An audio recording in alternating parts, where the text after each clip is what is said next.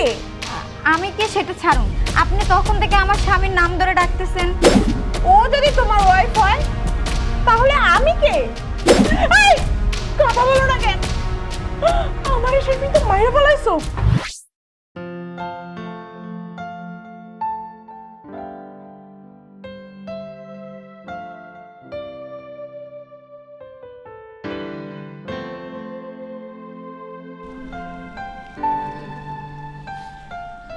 পারভেজ, পারভেজ, কে?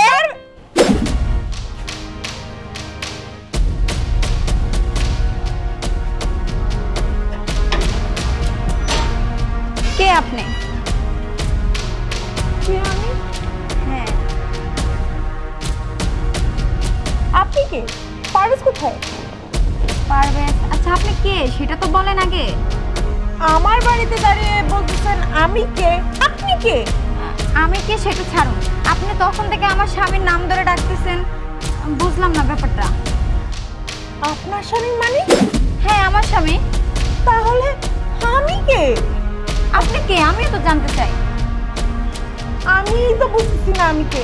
পারভেজ, পারভেজ, এই শুনছো, এদিকে আসো। উনি কে তখন থেকে তোমাকে ডাকতেছে? পারভেজ, এই মেয়েটা কি বলতেছে? এটা নাকি তোমার ওয়াইফ? ও যদি তোমার ওয়াইফ হয় তাহলে আমি কে? তুমি ওকে বলো আমি কে, আমি তোমার কি হই?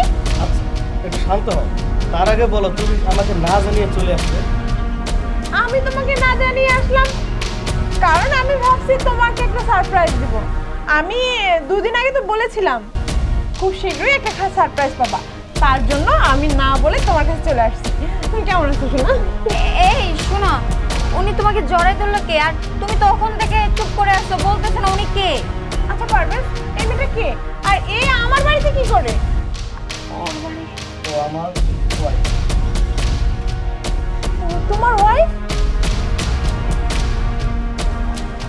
ও তোমার ওয়াইফ? তাহলে তাহলে আমি কে?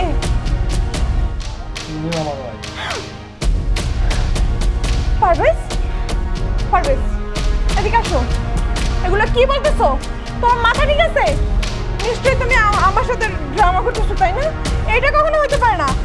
আমার পারভেজ আমাকে রেখা ও কোনোদিনও বিয়ে করতে পারে না। তুমি তো বলো না যে তোমার বউ আছে, আর তুমি তো বলছিলা তোমার বউ বিদেশ যাওয়ার পরে মারা গেছে। হ্যাঁ আমি তোমার- মারা গেছি? আমি মারা গেছি? এইটা বলে তুমি ওকে বিয়ে করছো? এই এই কেমনে পারছো?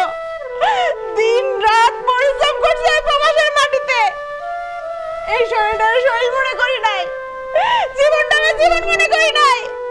তোমার চাহিদা পূরণ করার জন্য, তোমাকে ভালো রাখার জন্য আমি আর প্রবাসে গেছি। তুমি কি করছো? আমাকে মাইরে ফেলাইছো। ঠিক ঠিক, আমি তো ভুলে গেছিলাম।